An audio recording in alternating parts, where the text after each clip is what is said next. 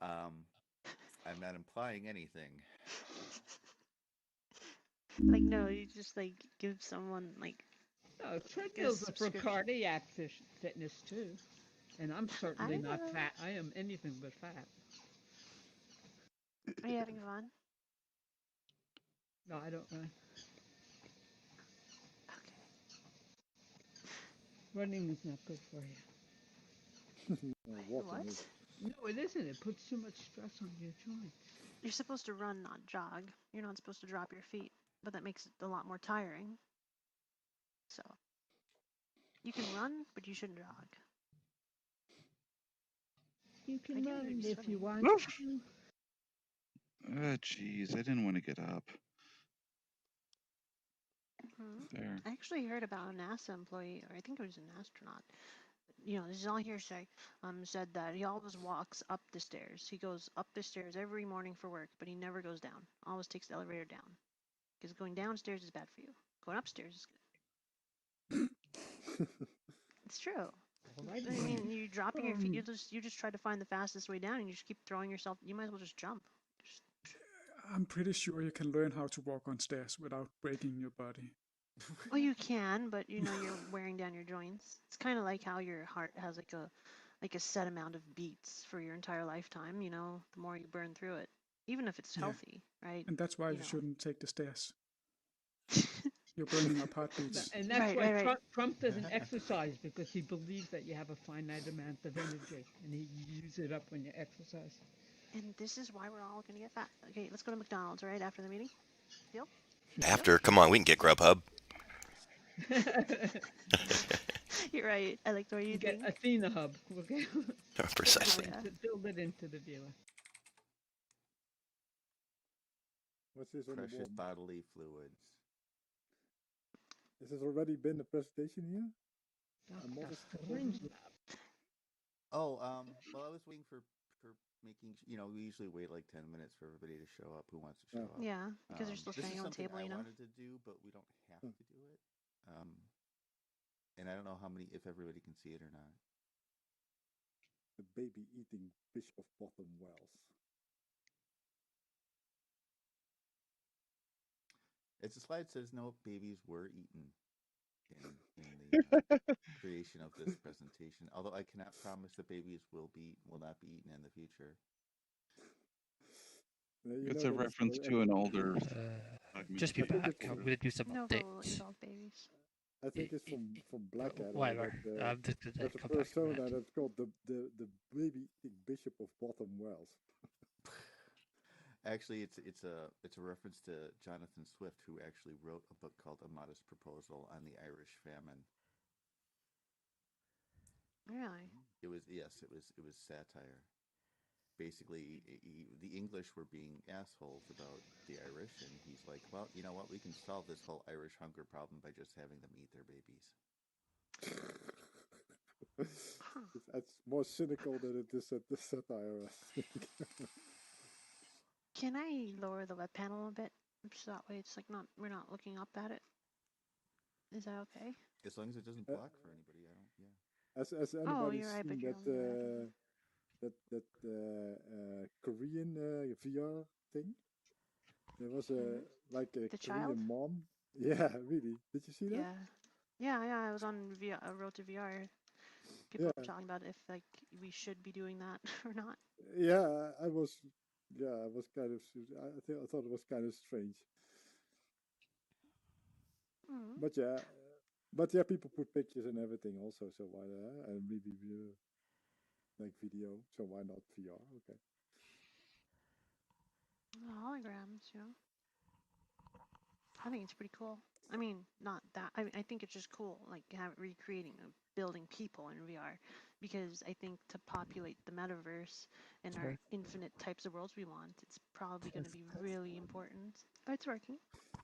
Super. It's interesting because, like also like in the book, the Fall from Stevenson, then they create sort of like an alternative heaven, because people when they die they get uploaded to the metaverse, so it steadily grows and grows for all the people dying.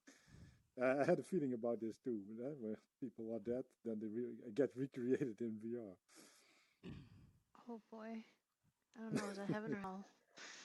Yeah, that's the same question because the book is called Dodge or Fall from Hell. Or what is it called? I'm going to be standing behind you, Basinski, saying you're going to regret this idea.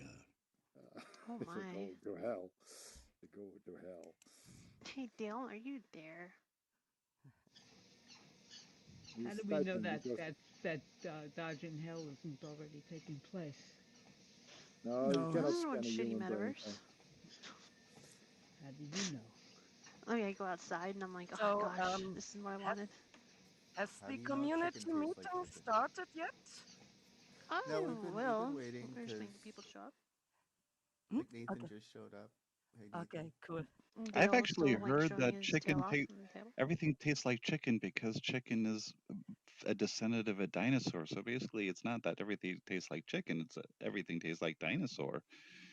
What? That sounds about right. Yeah. A good Brontosaurus drumstick would be nice. Kentucky Fried Raptor.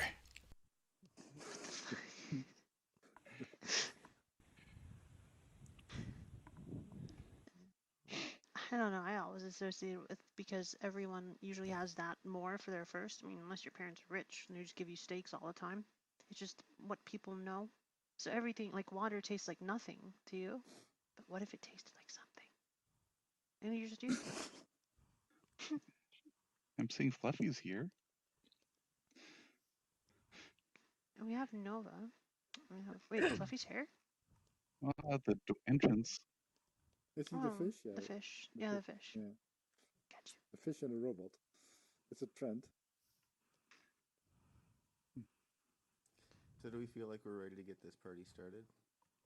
Let's get this party started. I think so. No. I mean, oh, okay. No, I guess not, guys. We'll just go home then.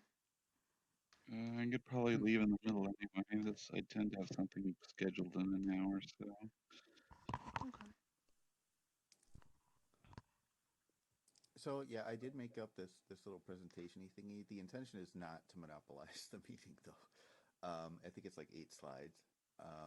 Although there are a lot of talking points. Can so you send me a link to it? Before I start on my thing, I kind of want to ask. I mean, last week we talked about how we thought, Cleela did a wonderful presentation on, code of conduct for the project and things like that.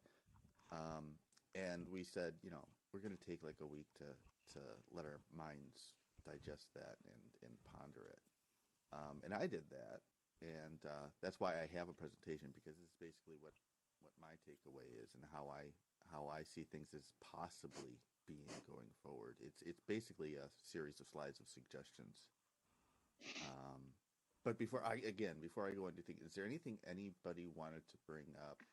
Yeah, I prepared a speech I'd like to give. Okay. Do you want to go after? So let's get up with my notes. So, the code of honor. I'm very torn apart about this one.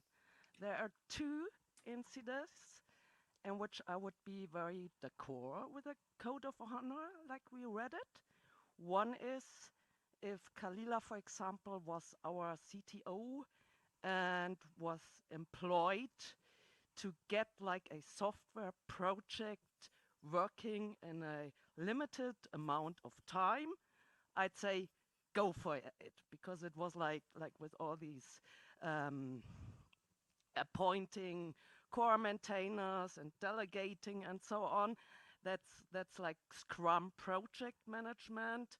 And like I did in the theater group, I think like if you want to get something done, a piece of software, for example, or a theater production in a limited amount of time, you have to have a hierarchy to decide. So if Kalila was our CTO and would lead a team with a Scrum project management approach, the code of honor would be fine for me.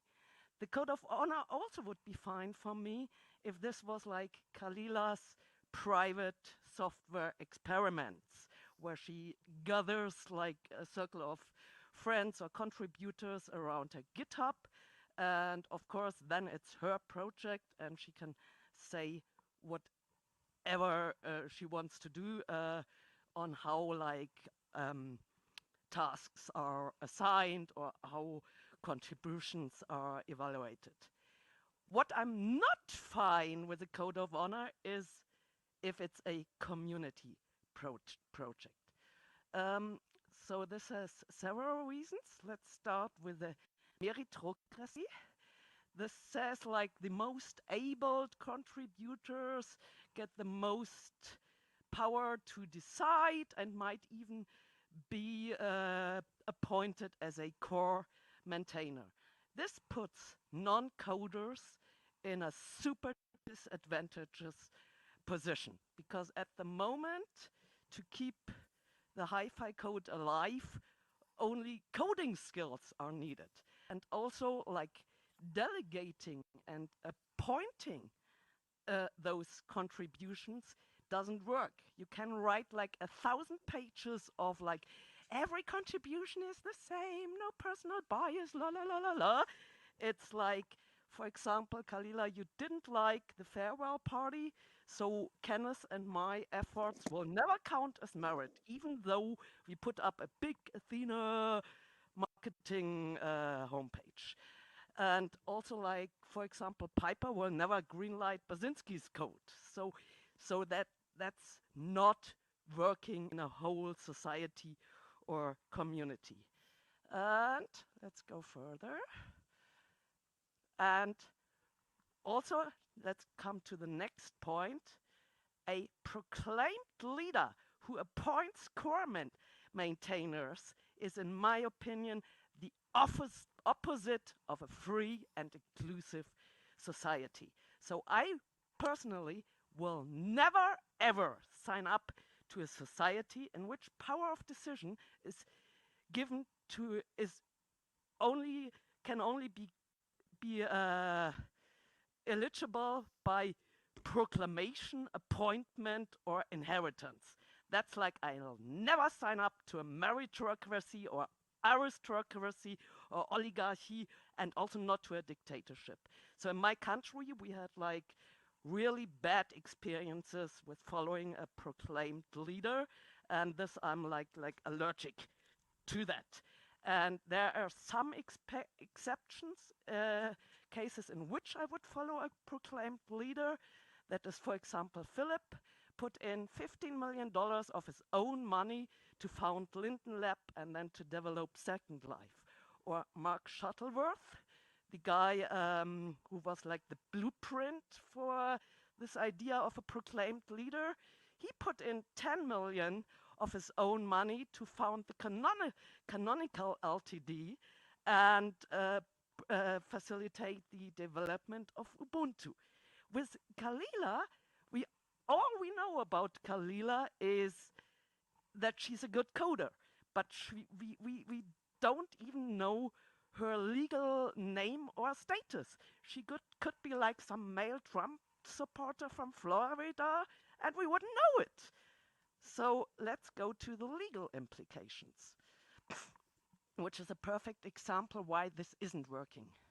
So in the naming project Athena, Kalila and me have like a totally opposite risk assessment. Whereas Kalila says, oh, no way, that's gonna be fine, and we just wait for the cease and desist order and then maybe change our name later, but hopefully it's gonna stay. It's not like that. I talked to my father. You can Google my father, Kinne. He has been like one of Germany's most badass patent attorneys. And he was like furious on me. He was like, get out there ASAP. Because I and Thois are one of the few people displaying their real life names online. And we are the ones Intel is gonna sue. And from a legal status, Intel has the right to prior art. So Intel has published the usage of that name before. So Intel can not only send us a cease and desist letter, but also, like, if I were Intel, I'd wait. Probably we are on Intel's watch list already.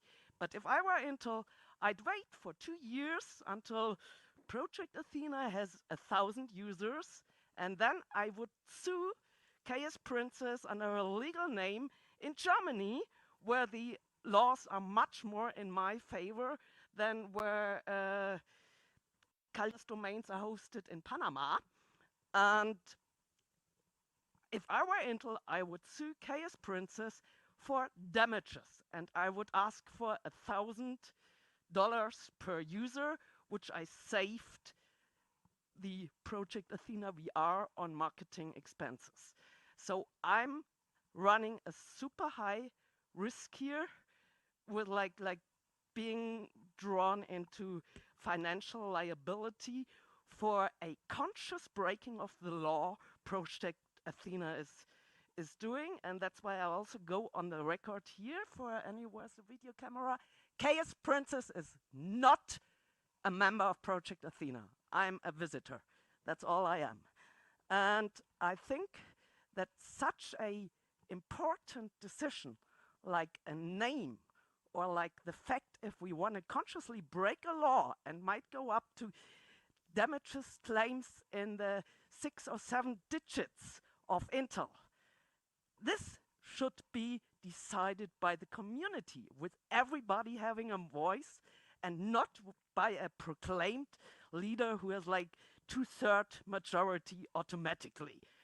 And even though when this leader doesn't even provide one legal entity who could be held liable for breaking the law. So my idea for like if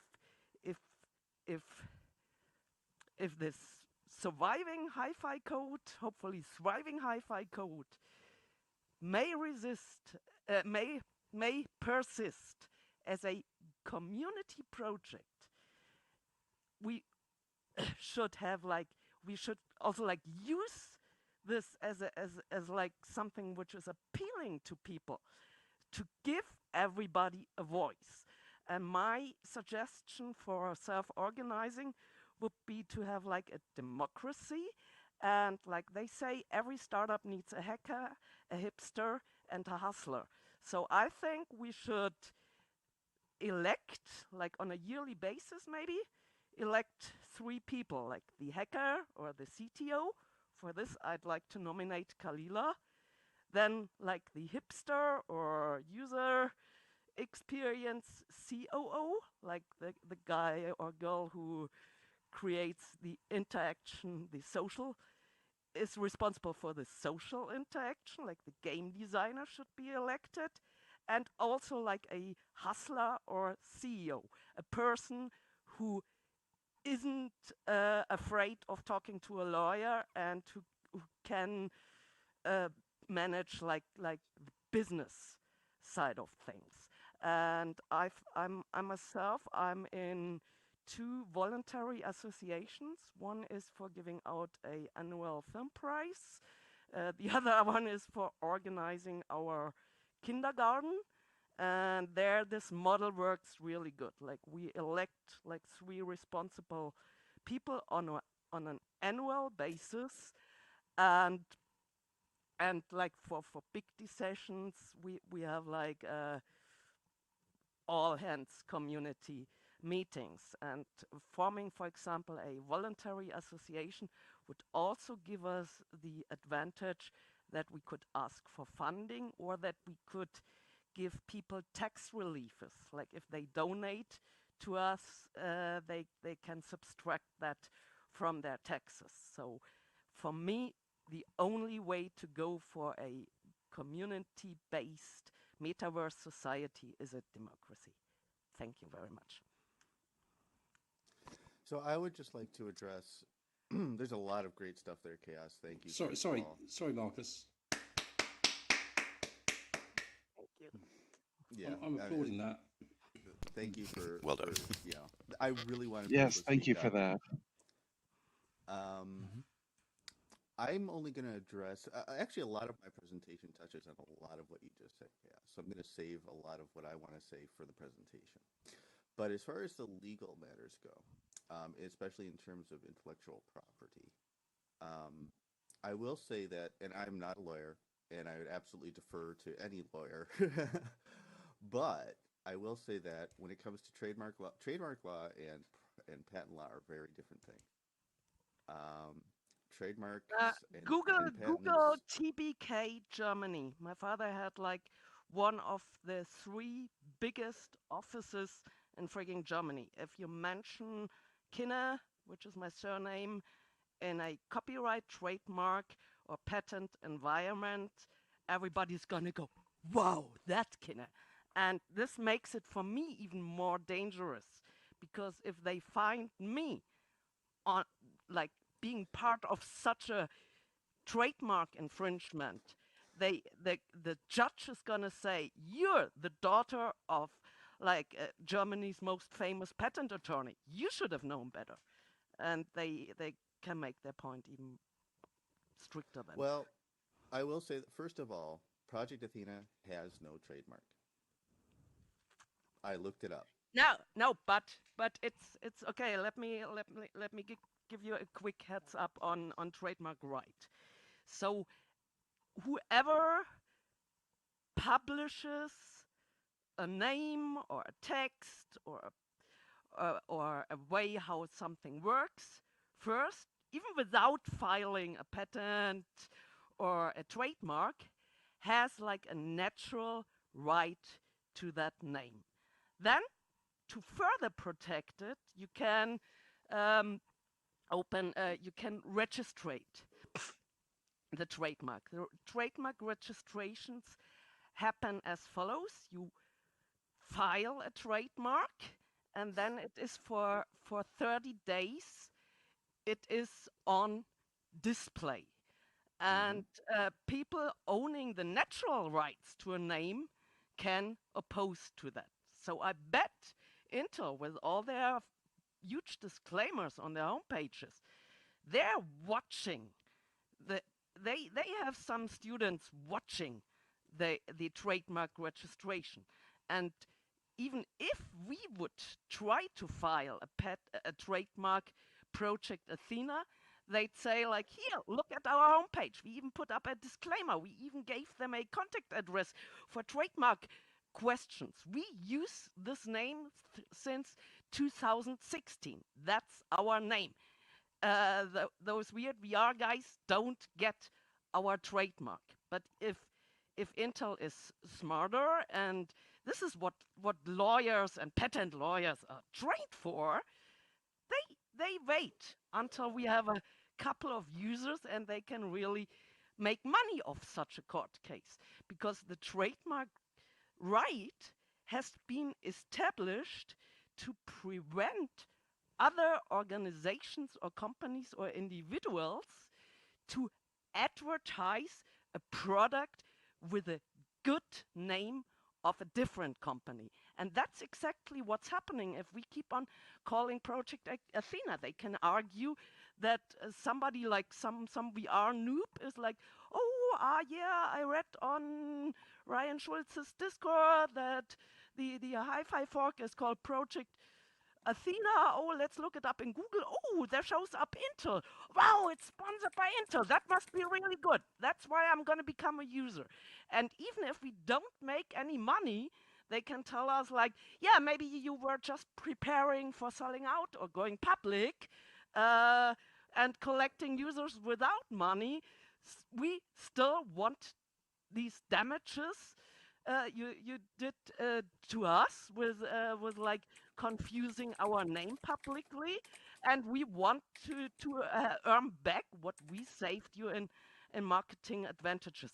So this is like a school book case for trademark infringement, and yeah, and since there's no legal entity backing up Project Athena, like Philip had Linden Lab or like Mike Shuttleworth had the Canonical Ltd, everybody whose real life name can be found online is at a very, very high risk with being made responsible for what some avatars did. So, but there is the thing of context here. You know, for instance, Apple, the record company, versus Apple, the computer company. Yeah, that's also a thing. Like so they have like 42 different categories in which you can advertise. So I looked up the trademark registration for Project Athena. So there's a T-shirt company who's trademarked that name. We will never get in trouble with them. Well, But yeah, but there's also things like High Fidelity, for instance. That trademark expired also. But there's also function. no.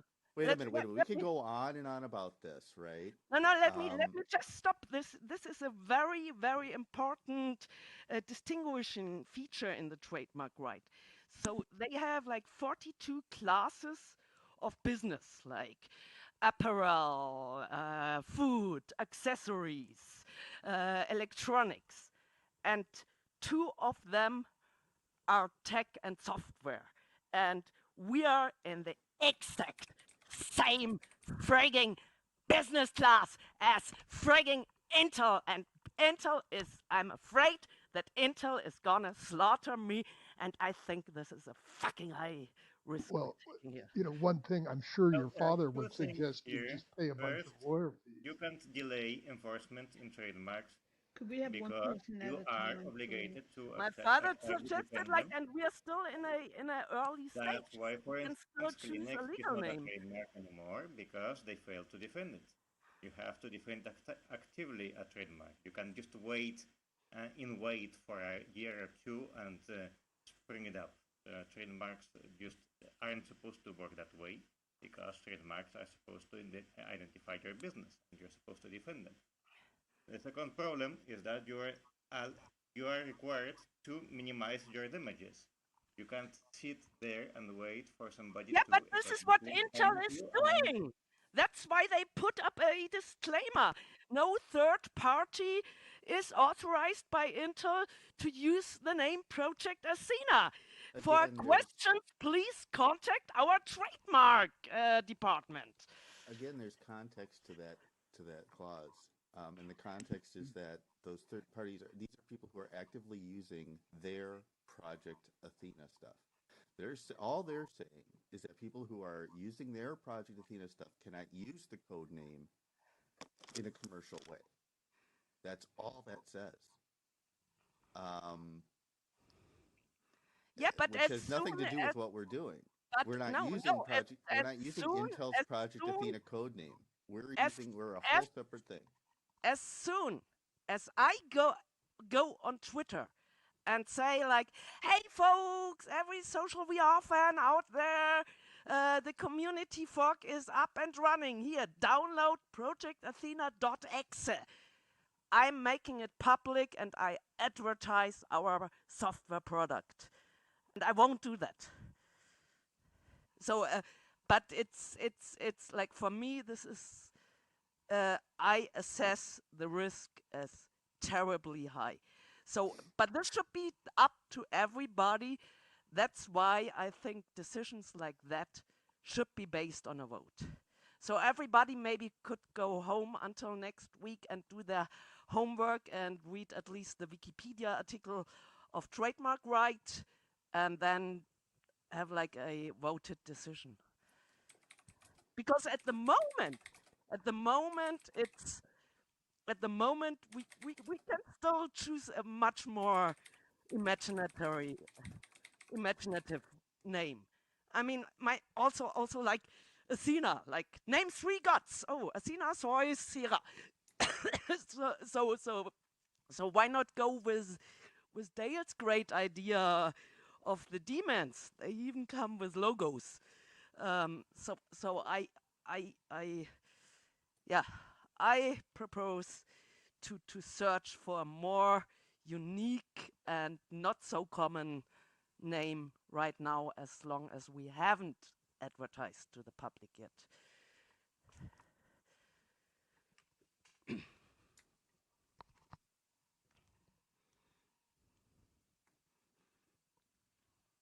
Okay. I second that motion. All right. I mean, I guess whether we, I personally look. I personally don't think it's a problem, but obviously we Quite have frankly, people I who are. don't care what you think on this. It's a risk that's not worth taking. It No, I doesn't get. need to be taken. I sit Let in me. Munich. I sit where the fucking European Patent Office is, and this is where they gonna sue me. If you guys would I'm let me fucking afraid. finish, Sorry. if you guys would let me Yeah. finish, Sorry. I'm saying that we should not dismiss your concerns. That's what was coming next. It's Okay. that I may not think it's a big deal, but there are obviously people here who do, and that matters. I'm not sure where to go from here. We need, this is obviously something that needs to be discussed.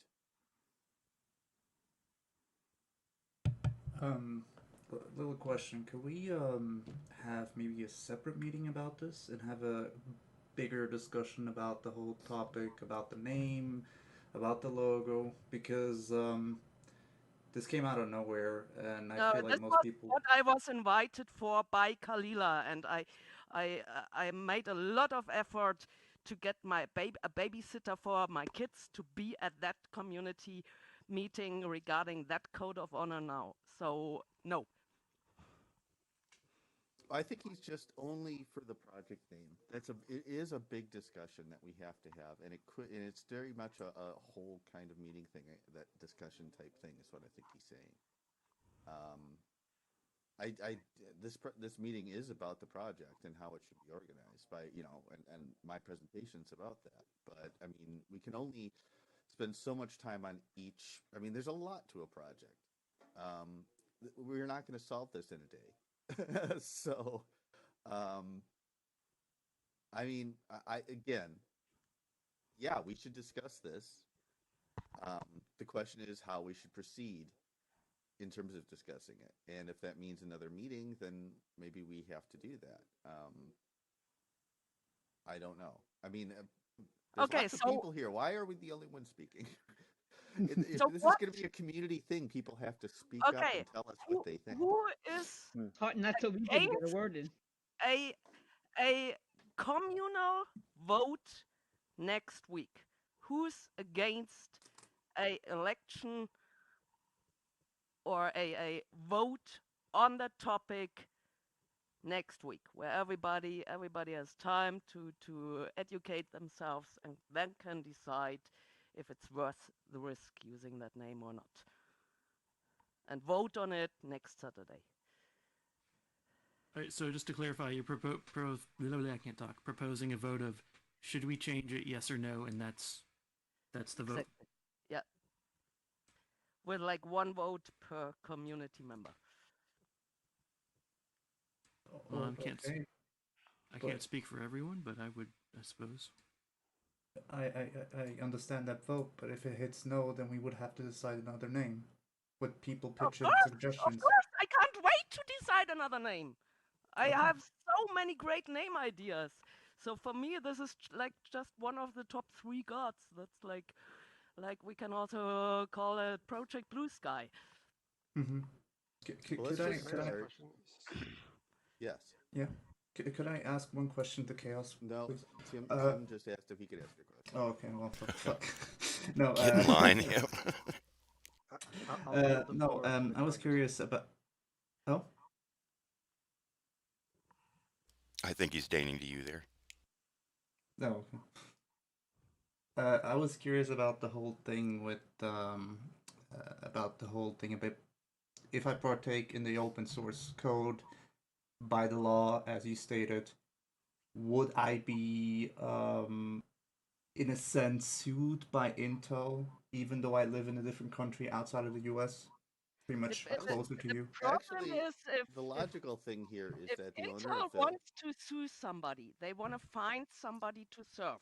If you Mhm. Google Kalila or RevoFire, you find Mhm. nothing but Panama GoDaddy servers. Yeah. So they gonna search any list or any public records they can find with contributors, and they gonna find persons to serve.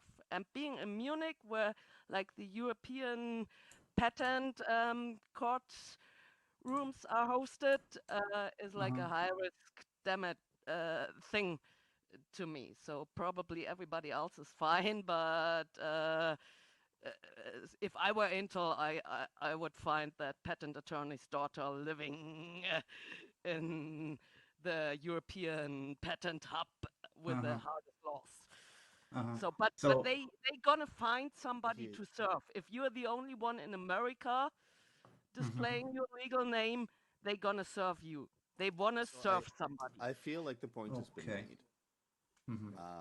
And Tim, what do you want to say? It sounds like there's two aspects here. One is the name itself, and two is the fear of potential infringement claims. So the idea of a community vote to me is confusing because no one's here is a lawyer, so it would just be like a popular, who thinks this might be a risk, right? Like that doesn't make any sense. I think, is there a way to get a professional opinion on this? Would it make sense? Okay, and would that address your fears? If we had a letter from a lawyer saying, hey, review the situation in context, it seems like, it's not the kind of risk that.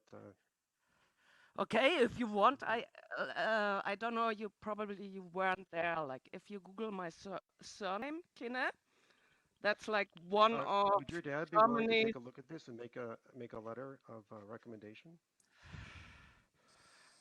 I can ask him. All I know is that he was like furious at me, like get out of there, sub. But I can ask him. That would be helpful. About time that we heard from Marcus, who is also prepared for this meeting. Well, before I do, I just want to make. I don't want anything swept under the rug here. So, are we agreed that next week's community meeting is going to focus on discussing the project name? All in favor, say aye. Aye. Aye. Aye. Aye. Aye. Aye. Aye. All right. Sounds to me like the ayes have it. All right. All right. So before I start, first of all, can everybody see the slides? It keeps kind of wigging in and out, but we had the same problem with Kalila's meetings, or with that presentation too. I would suggest putting the link in the chat so people who can't see it. I could do that too, so that I'll let you know when I've seen the slides. Yeah. Awesome. A split second. I gotta fix something. Yeah, I've got to step out, but I'm going to focus in on your slideshow here. And your little mouse self, all right. So there's the link. Hopefully the chat didn't mangle it. It kind of mangled it at the end, but I think we can copy paste that. I'll wait until everybody's set.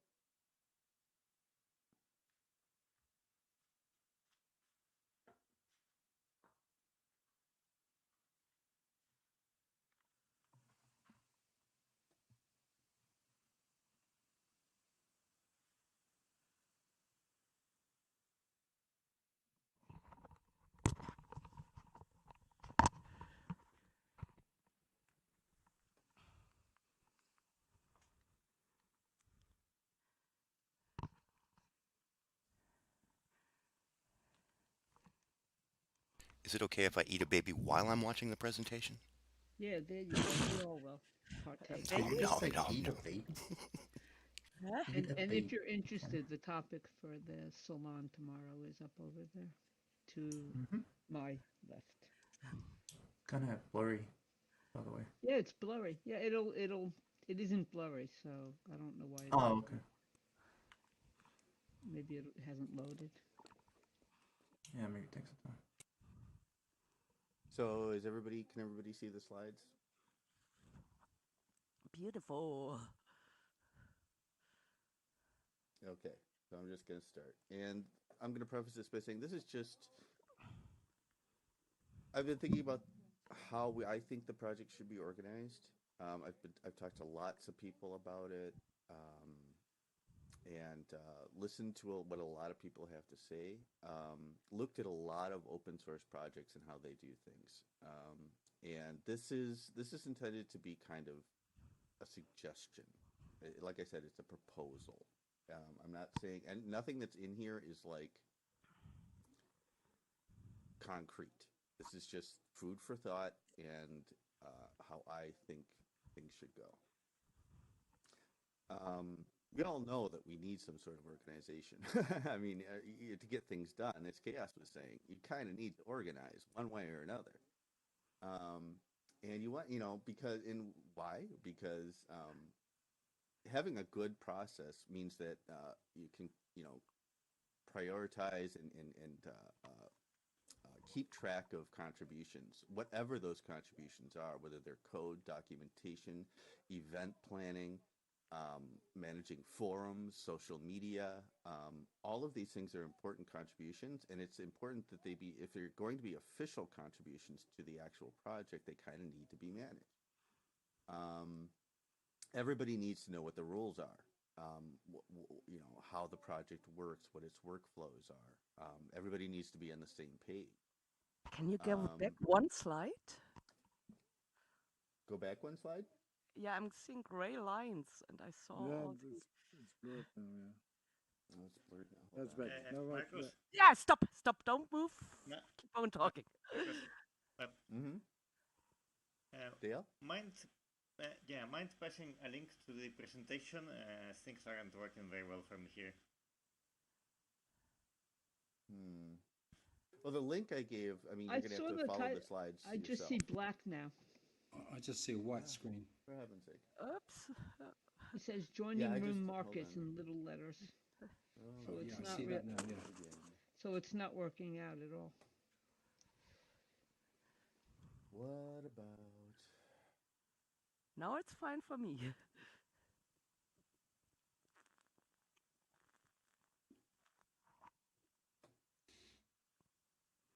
Yeah, it's coming in and out. It's coming in and out. All right. Well, I have the link in chat. Does anybody else need the link? Where is the link?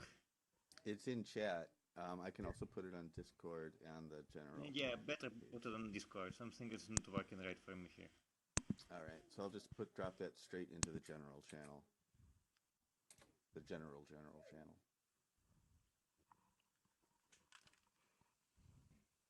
And I'm currently on the second slide.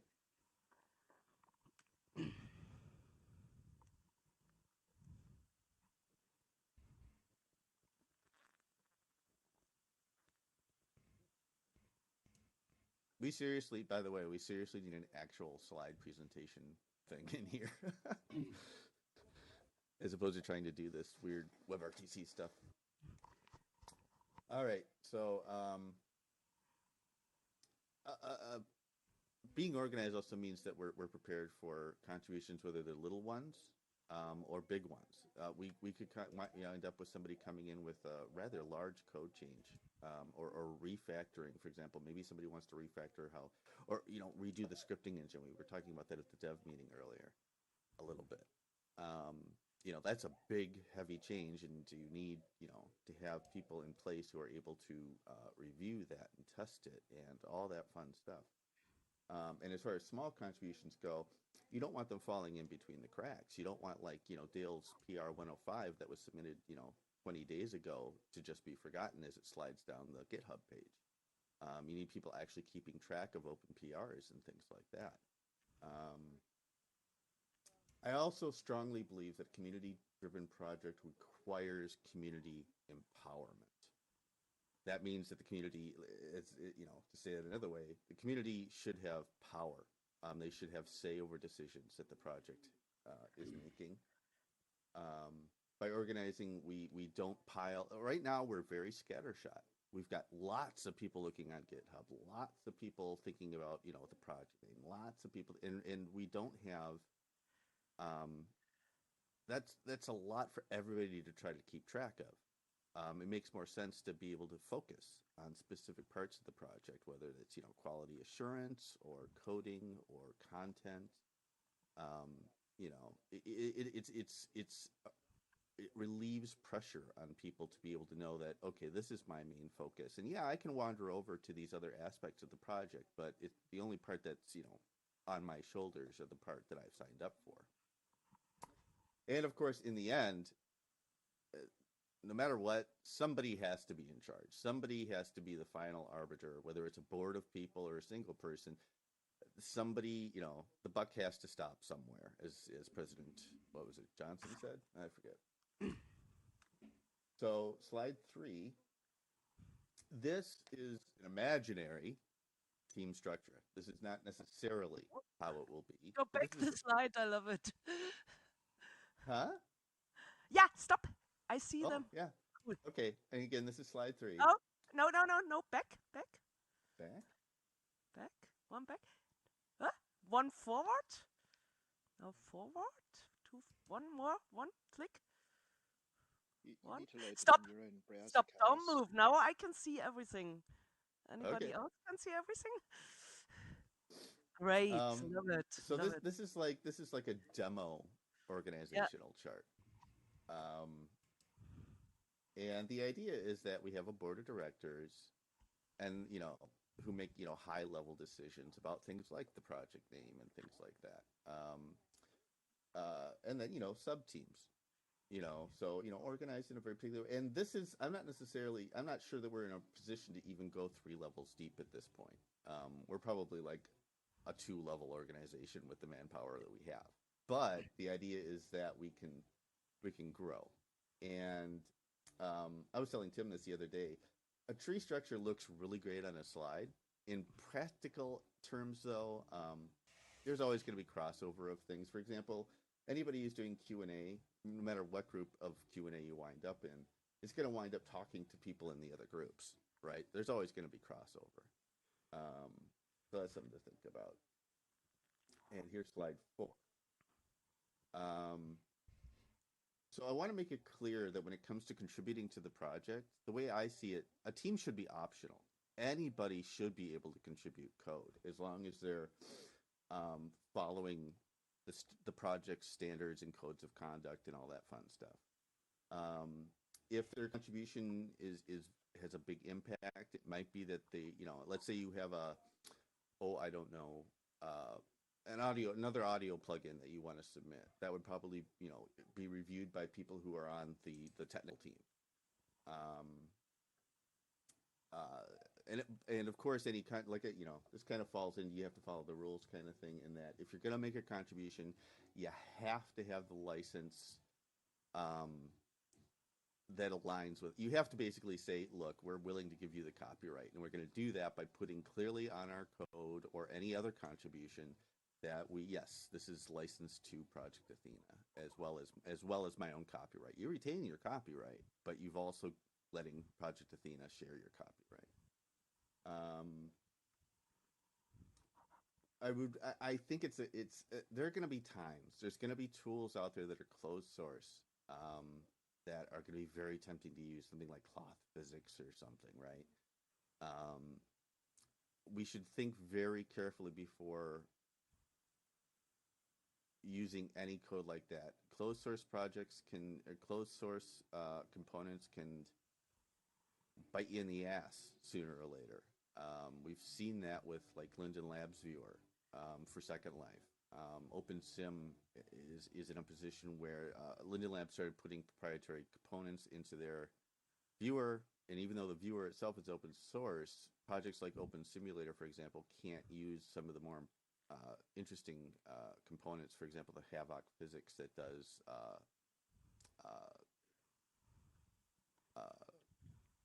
stuff. It does stuff. Anyway, I'm belaboring that point. The other thing is, and this kind of touches on things that Chaos was bringing up before. If you're a standalone contributor who is not part of a team,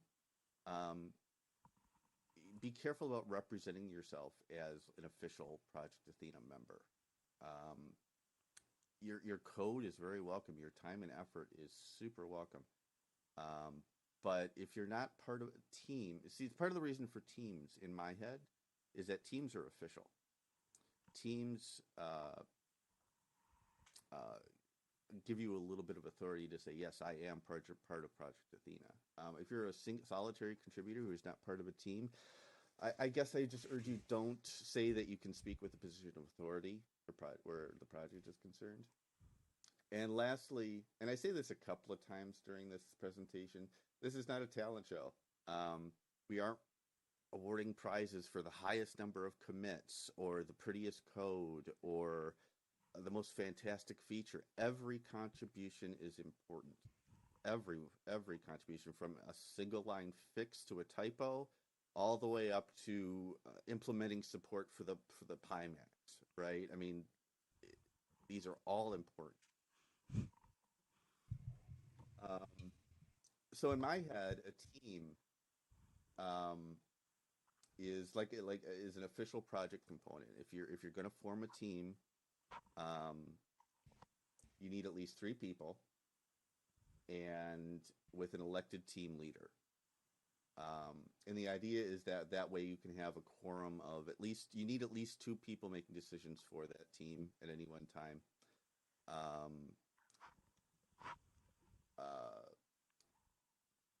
And teams are out, as long as they follow project rules, they're free to implement whatever they're implementing, however they want to implement it. So, they can treat, for example, the idea of an elected leader as a formality, and just do whatever the hell they want, honestly. And they could be formed and dissolved organically. Let's say you've started, you start a plugin for, again, and maybe let's say a fictitious audio codec. You finished it, it's submitted, your team is done. So you can just dissolve it and move on to something else, either as a sole contributor or as part of another team. Or let's say you've decided that you just don't have the time. The team members have found themselves in a place where they just can't keep their team going, so they can put it on hold and reconvene another time, that kind of thing. A team is subject to any rules of conduct, same rules of conduct that any contributor is. And again, a team is an organizational tool. It's not meant to be a bludgeon with which you can say, I have authority, listen to me. It's just a way to keep things organized. That's all it really is intended to be. And same with the directors. They're subject to the same rules everybody else is. We have, right now, the way we've been doing it is having a founding leader. And their only real role in this scenario is to act as a tiebreaker. They don't have, otherwise they have the same authority as any other person on the board. But this person should be elected, and this person should provide a legal entity who might be, how do you say, can be served for maybe bad decisions. Like giving somebody a 2/3 majority is a big deal. So I'd like to elect that leader. Yeah, point taken. I think this is something we should all think about. See, Marcus, you're using the words such as founder, and we can't consider Kalila as a founder just because Kalila made the fork. That's nonsense. Yeah. No, it's not nonsense. No, yes, you it can is. also make the fork by person. Yes, You can also make a fork. it's like all she brings to the table is being the owner of that GitHub repository. Be Philip, You bring should just let him Chameleon, found finish. the You know company. that chaos. You should just let him finish. Yeah. Like we'll all have our chance to talk. Just stop. Okay. Actually, I'm okay with people, as long as you're not going to monopolize my presentation, I'm okay with people bringing up points. And if Chaos disagrees with the idea of a founding leader, okay. Leader has to be elected on a regular basis, annually or bi-annually. So this is the way we've been talking about it. That's all I'm saying. Okay. I'm glad. I do strongly feel that coders should not dominate the board of directors. I think that's a bad recipe. and that we need at least, unlike the other teams, which I think we need a minimum of 3 people. I think that the board of directors should have a minimum of 5 people.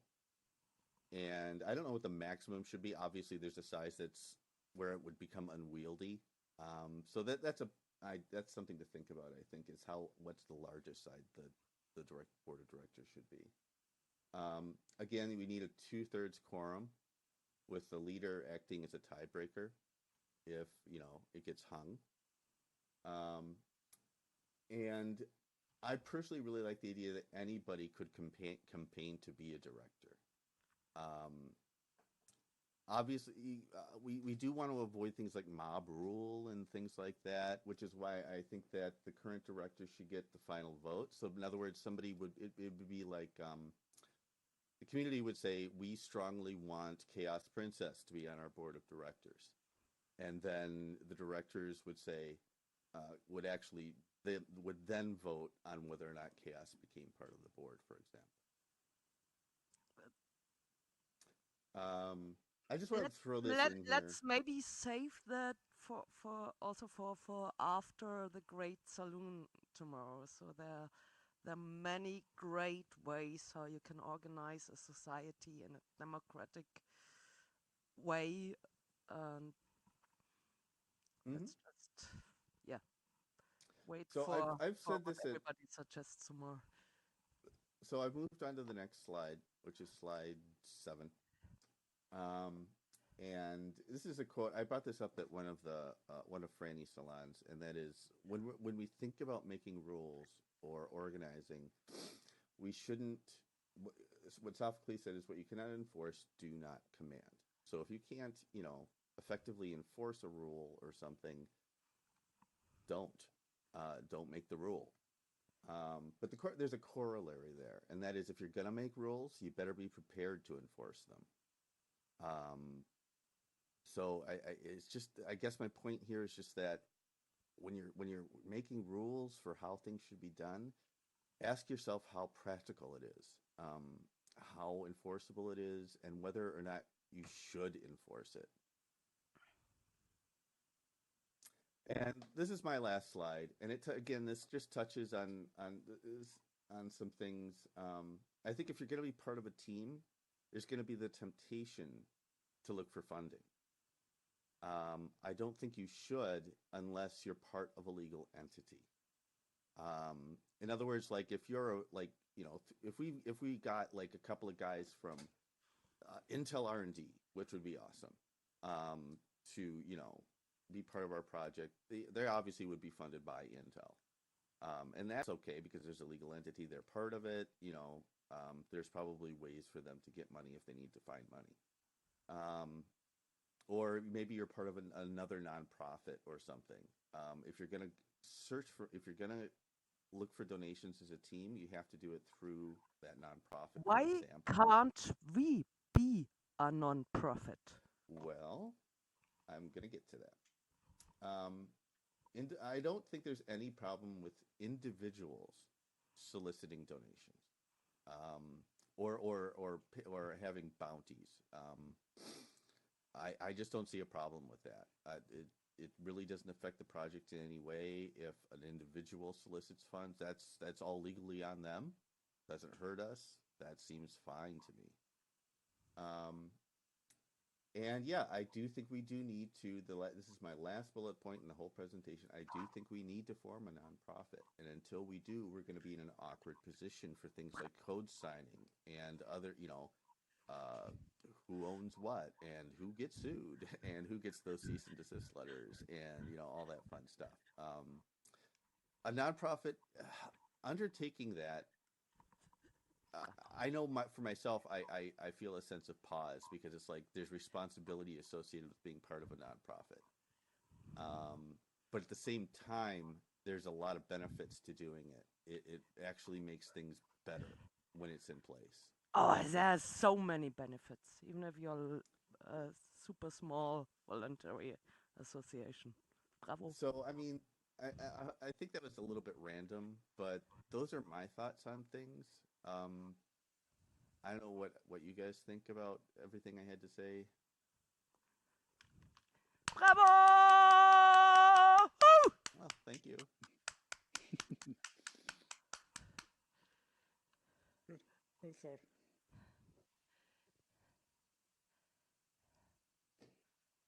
think So it has does to it? do with perspective. It's what in the end do you want to achieve? If it's this group and we are doing this fun stuff and we are happy with it, then you can probably get away with everything what you want. But if you really have the ambition Yeah, to do something big, then somehow along the line, somewhere, it doesn't have to, maybe have to be now, but somewhere down that line, you have to make these kind of more like hard organizational decisions, I think. I mean, in the end, we want to grow a metaverse. We want to populate the sci-fi spaces, and we want to have 1,000, 100,000, 1,000,000, 1,000,000,000 users. So I think as long as you guys are doing an amazing job with like transferring the hi-fi code to a open source usable thing, so as long as it's just like coding skills, we can call ourselves Project Athena, Steve Jobs Apple. um, but as soon as we start publishing an exe with a name on it, we are going public. And then, at least then, we should have a legal entity. And also, I'm really, before I was like, voluntary association, not my thing. These are like the doff breeders. But it's really amazing what this helps you. You can apply for funding. You get you can offer people tax reliefs for donations. We could apply for like the Vive X Developers Fund, for example. But we need something where that's registered. We need to provide some legal entity who signs up for that. I think you're right, Chaos. Don't get me wrong, but I'm wondering if you're already at that stage. So I can imagine, when I sometimes have referred to it as the Wild West. When the first people come into the West, there were no rules. It was just you with a gun and you shoot and you have a piece of land. And I think it's more that stage that we're in. And after some time, you cannot get away with that. And then you have to have like a deputy sheriff and like a local or like a government and that kind of stuff. But that's farther away. And I think that what you also don't want to try to do is try to get so many rules in this community right now that you're only are busy with those kind of rules instead of you're trying to get the thing off the road off the ground. You understand what I mean? Yeah, but sooner or later we're gonna have to have a literally viable name, and we're gonna have to have some legal entity who can sign up for funding, who can be served to protect our community members. And so I see two ways to go now. Like the first one would be, okay, go ahead, you coders, organize you with a supreme leader, Kalila, and do your coding. And once you got a metaverse API and an audio codec working, and I can start to share so-and-so.access for an installer, then we think again of like maybe founding a voluntary association or how to self-organize. That would be the first way. Or the other way would be like, let's start right now with organizing the work. Like, okay, now the coders have the most of work, but we could also found a voluntary association right now and just have the others hover and wait. But as soon as we gonna publish the project so and so dot exe for other people to download, we are like in a legally liable business. And this is like the latest term when we have to have a legal entity for this endeavor. Mm-hmm. Yeah, so it's also has to do with the timeline. Like if you do have like a short-term, mid-term planning, long-term planning, sort of, maybe you could put that dot on the horizon and say, okay, what is the date? At what date do you want to, or what? How many people? How many users? Maybe that could be like a threshold. No, What no, if you have like? it's not how many users, because Intel can sue me in Munich already now. Intel can count, like there's like, what does the people's list say? Here, at least we got 17 users. Dear KS Princess, I put you on the stand in Munich. I want $17,000 from you. And not my game. Mm-hmm. So, but we could, what I'm saying, as long as we don't publish, like don't let Jessica Outlaw Can't Buy Robert Scoble know the name of the project. We can even call it Steve Jobs. But as soon as we advertise this name, we either need a bulletproof name, or we need some entity which is legally responsible to protect community members for serving for that role.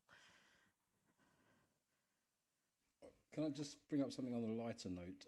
Earlier, Chaos made a statement that I would never approve Brzezinski's code.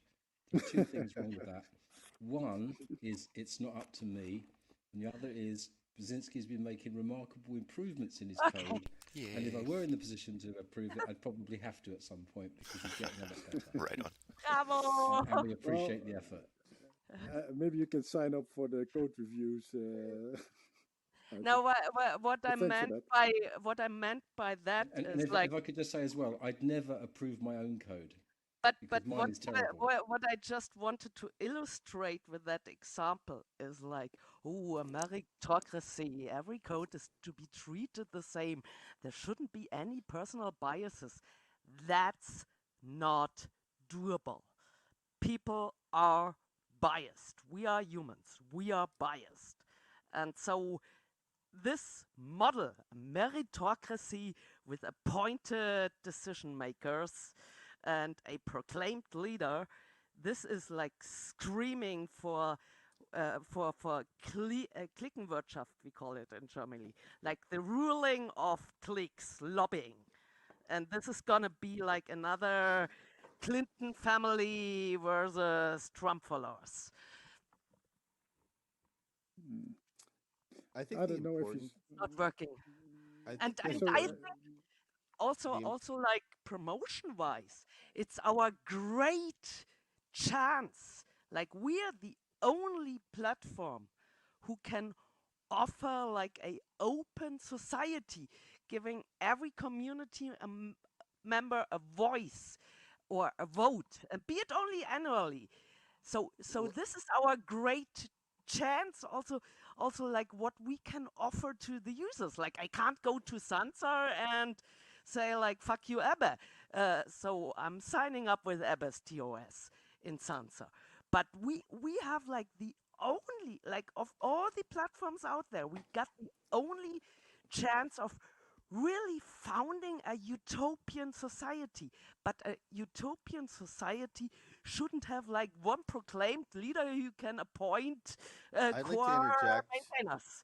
That there's a difference between a project's community and the metaverse's community. Yeah. Obviously, we're not going to govern what other people can do with the software. That would be silly. No. But and we can't, if somebody forks and does their own thing, we can't govern that either. But our focus is on our project. But take and the other question is that one of the things I think is important is it's very difficult. We should try to make sure that we're all on the same page. That's going to be difficult, and we could have these endless meetings where everybody, we can't put everything up to a vote for everybody. We're a small group, but we're too big to do that in a practical way. I feel there are going to be people who can't make meetings, people who if we discuss something on Discord, they're not going to see that. I mean, we need that's this is why delegation of authority is important. But that's why we should elect a board of directors. And I was just gonna put up an example, like take blockchain for an example. Some people really love it, some people totally hate it. Imagine somebody comes in and has a great blockchain proposal for the marketplace. This is gonna be like hot discussions. But as a user from outside, I would welcome the opportunity to be able to vote for a person representing me. Like, I love blockchain, so when Nathan would suggest a blockchain thingy, then I totally vote for him to be like an executive leader, and then we could have like really give the community a voice. And also if the community maybe is at some point 1,000 people, then you put up elections like you have elections for the mayor of a village. Why not? Mm-hmm. Yeah, I don't know. I feel that, I'd like to strive for a perfect world. I know there's never going to be a perfect world, but there's obvious choices you can make where, in a perfect world, you don't need lawyers. And one thing I wonder here is that if I made a party for the beginning of the new world here, right, and it was sponsored by Project Athena, if a disc jockey there started playing music that he didn't have the license to play, to an audience, then, would the legal entity of Project Athena become liable for petty little things like that? Because I'm sure at your party, all your disc jockeys played all licensed only music, right? That's why I go on Periscope for streaming, because they have the best deal. Well, but I'm talking about it at your party. You didn't have people, it wasn't from Periscope. It was individual disc jockeys. And all I'm trying to point out is that sometimes I think a lot of these proposals are really way out of line with what is, sure, a legal entity for the whole thing would be fine if we had big sponsors and stuff, but we don't. I'm out. If we don't have one, I'm out, and I don't want to touch, like also for like idealistic reasons. Like, even if we don't get caught by Intel, I'm I'm an artist. I want my own copyright and trademark right to be protected. I don't want anybody to use the brand Chaos Princess just because they can, and this bitch won't catch you. I want my copyright protected, and we have the saying, like, what you want for yourself, that offer to others. So also if we never get caught, if Intel doesn't know of our infringement, I couldn't make it up with like my inner ethics to infringe their trademark rights. That's not working for me. But doesn't, that's extremely confusing, Chaos. Yeah, because you spent a while talking about them being patent trolls. That would be a patent troll thing to do. Athena is a name that transcends all of us, including Intel. It is not their right. They can copyright something. No. There is none of it. There is not their right. No. That's under current law. It's not an ethical issue. Dear Michael Andrew Seaburn, please stop belittling me. Can someone other than Chaos get a word in?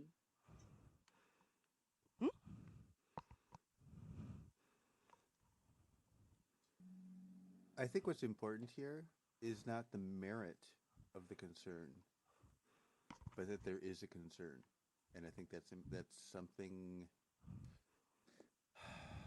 I think that if we're gonna say that the community has a word, or has a say in things, it needs to be I listened think to. I think that everybody understands Kale's point, and I think, but even if it's like a theoretical point, it is a point, and I think it is taken. And what I also think is that it's more like a timeline issue, and I think that nobody disagrees. I can disagree with it, but maybe you don't have to do it right now because it seems so theoretically at this moment for a small group of people doing their best to get the show on the road. But we should think It's of just it simple. as Just ask Intel directly. Get it over with. They don't give a reply.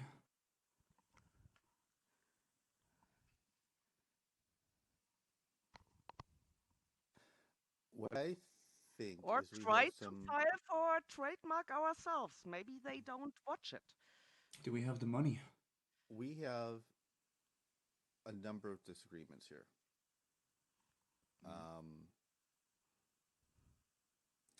And next week we've decided we want to talk about the project name. Yeah. I think Basinski has a great point in that we are small. Rushing things isn't going to help anybody. And the more thought we put into this, the better.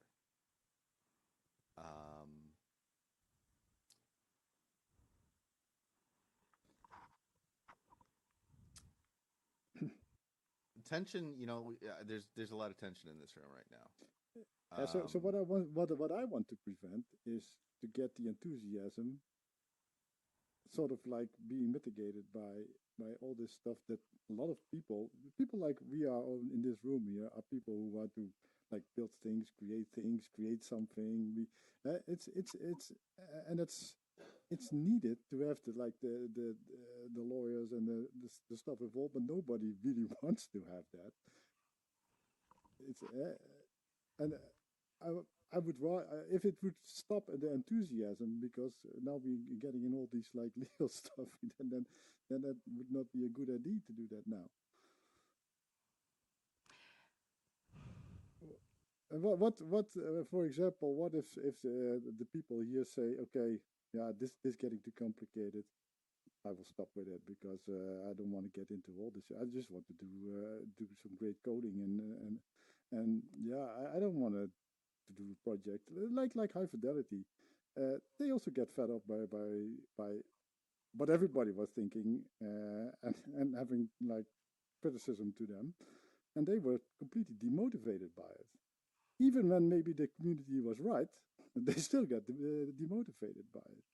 And that's what I have a bad feeling about, is that I don't want us to be demotivated. I want to be like have the motivation to continue.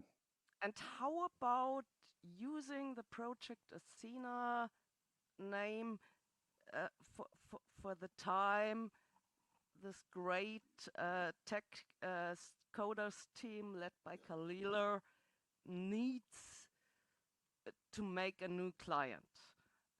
But before we publish the new client, we do a community decision on the name and a community finding of the name.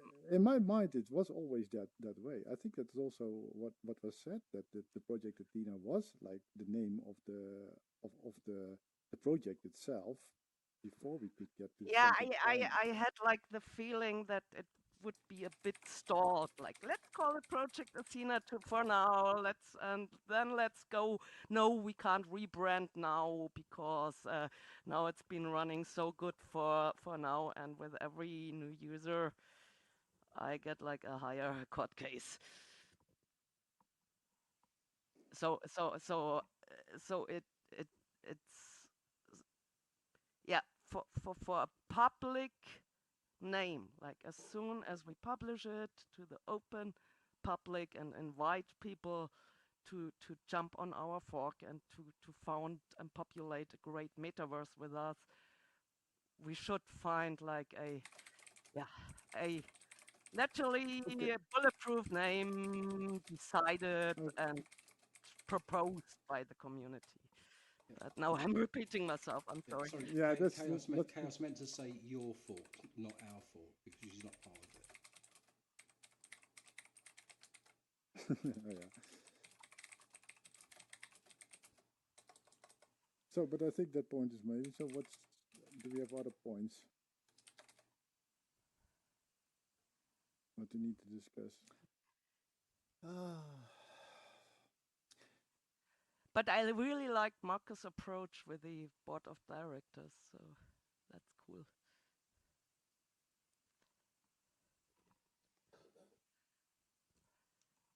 Anything else on anyone's and I'm not.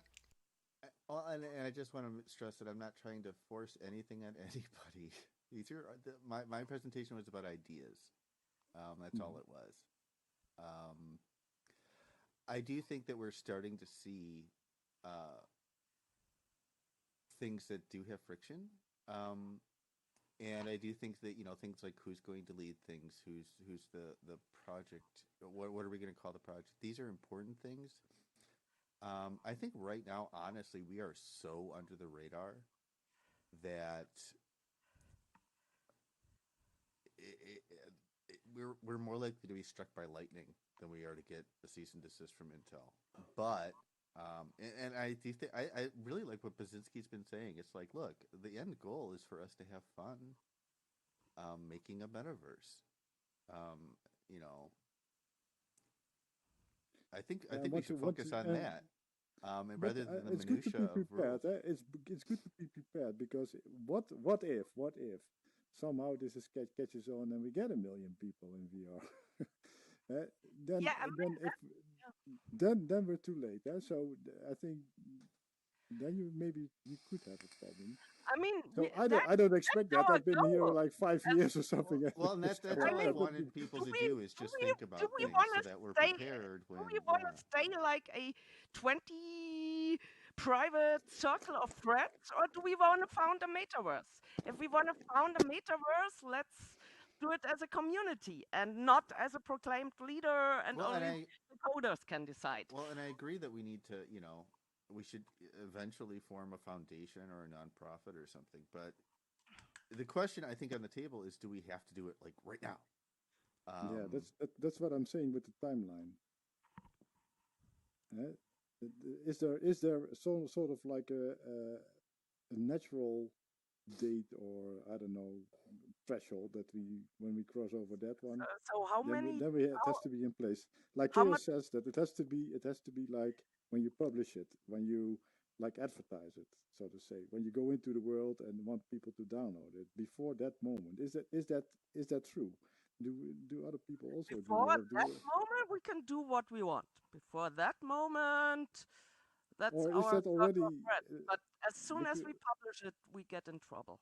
Or viewers but get is in trouble. do we like the first release candidate of what we call it? Yeah, I'm thinking that boat is kind of sailed. Yeah, is that really the first time that we advertise to the rest of the world? You download this one and you can go into. Yeah, and have in mind, I already did a presentation on it. Oh, that's true. Yeah, I told them. Yeah. Yeah, that's true. I mean, and I actually sympathize, Chaos, with your concerns. I don't tend to think about trademark a lot. I'm very keen on copyright. That tends to be the area that I really tend to worry about. And people have heard me complain about. It's like, be careful about using this content unless you're absolutely sure you can. I'm a real stickler about that kind of thing. And I was a real stickler about the hi-fi codec. Right? No, we can't use it unless Philip says we can. Because for a while there it was like, oh, we can just get away with it, and I'm like, no, we can't. We should not do that. It's a bad idea. But at the same time, I have to confess, it's been to an extent do as I say, not as I do thing, because guess what? All those little experimental builds that I put out, they all included the hi-fi codec. And the reason I felt comfortable doing that was because it was we are still very much finding our feet as a project and as a community. And I find it almost inconceivable that somebody would sue me. And even if they did, it would be a matter of a cease and desist order, and I would delete all those binaries from my Google Drive, and it would be over. That would be inconvenient, but I wouldn't lose any money. I would not be liable for any. I'd be fine. I'm just not sure. I think that your concerns should absolutely be taken seriously. What I don't want to condone is panic. I don't think there's any reason to panic. No. And I don't think it's appropriate to panic at this time. Ah, crap. I agree. Yeah.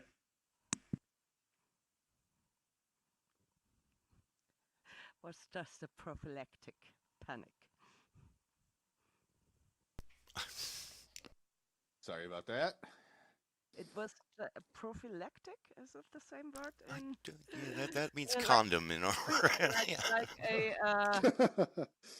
So I don't think so. Preparing for the future kind of panic.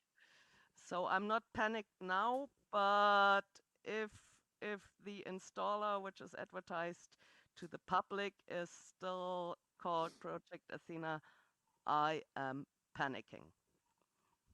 So Ken, yeah. Prophylactic doesn't mean condom, although a condom is a prophylactic. Yes. I was just kind of being general there. Sorry. It's like preparing, building for issues which could happen in the future. That's what prophylactic means. Gotcha. It's Latin.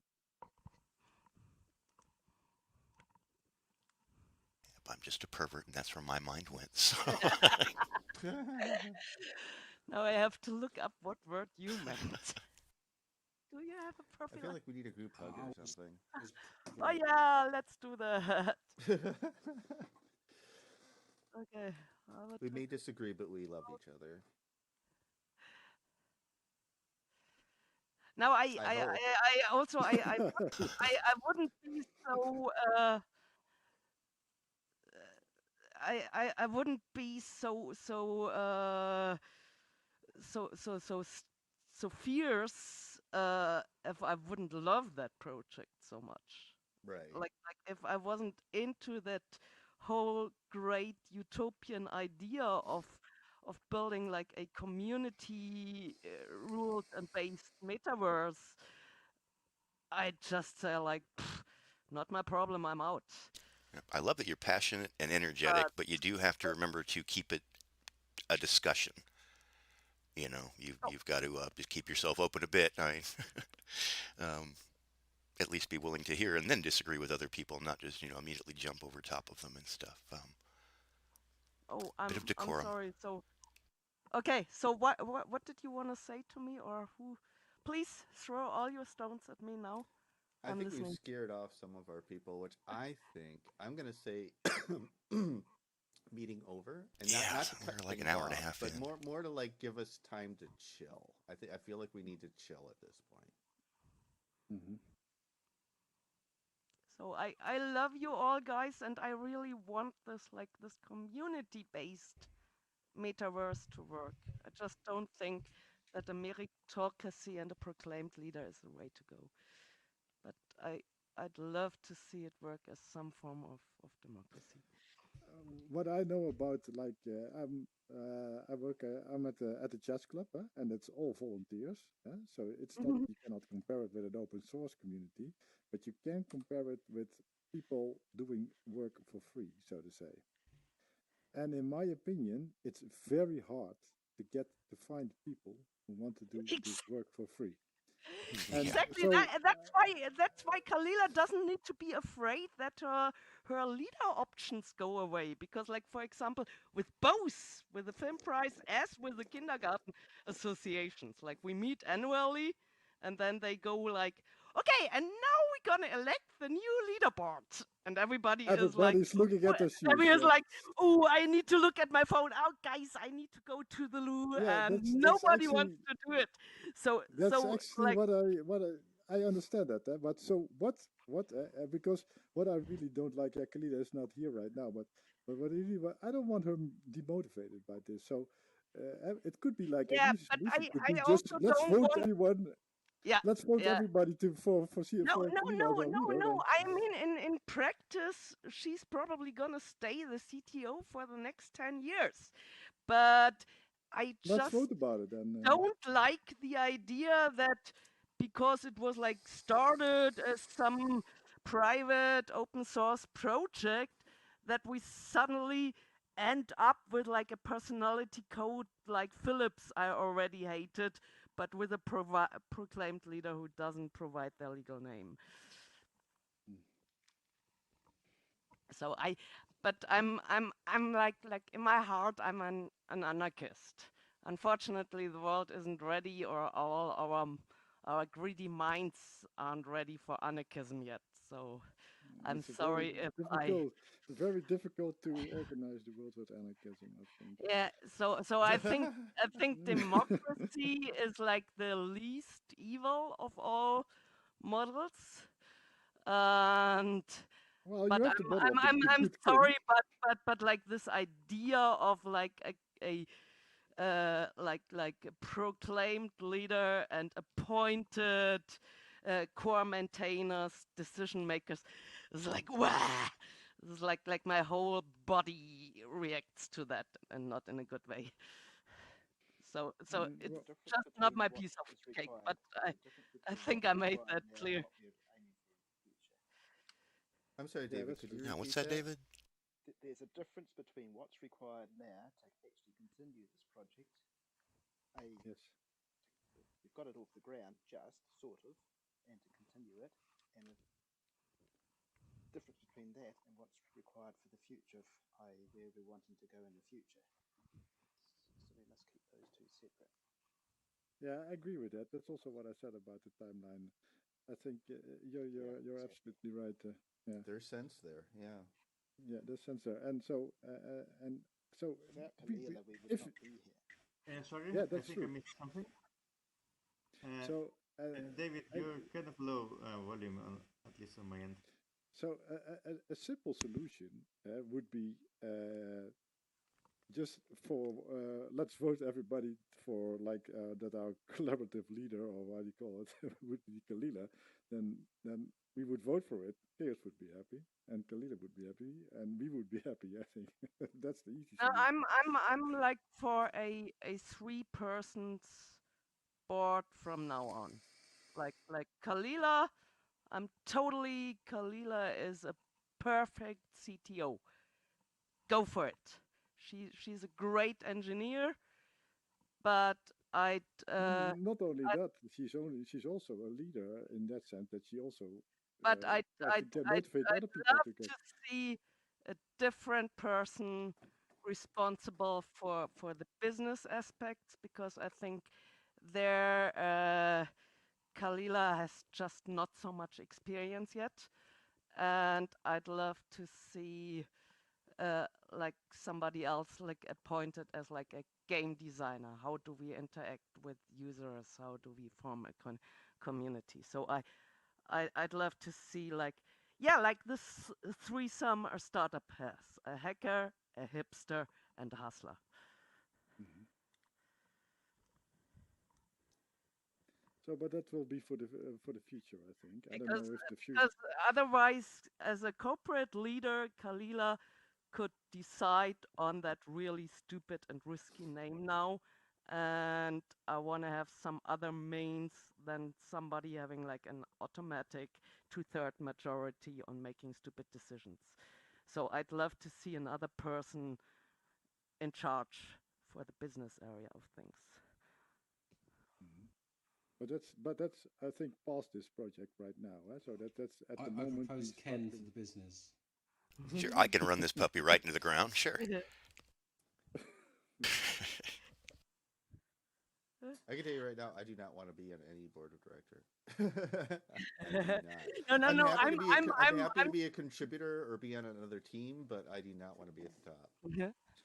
I'm the first one who runs to the loo when it comes to like art collection. Any volunteers? I have to go to the bathroom. Yeah, that's how it normally goes. So I think we What should. I have to do now? We should cherish the people. I was once volunteered to be the editor of the magazine for probably the second largest model flying club in the UK. And what that turned out to mean was you write everything. You do everything. You chase everybody. You spend a whole year pulling your hair out trying to get articles from people and get everything. And then you just have to start making it all up. I mean, it's like you end up doing everything. So beware. If you get voted on, you're putting something on your shoulders you might not want. Well, and sometimes it works out too. Like I remember when I was in my 20s, I ran a vampire LARP. And we had a group Vampire of people. the Masquerade? Yes. Or the Malkavian? Vampire the Masquerade. Oh, I was too.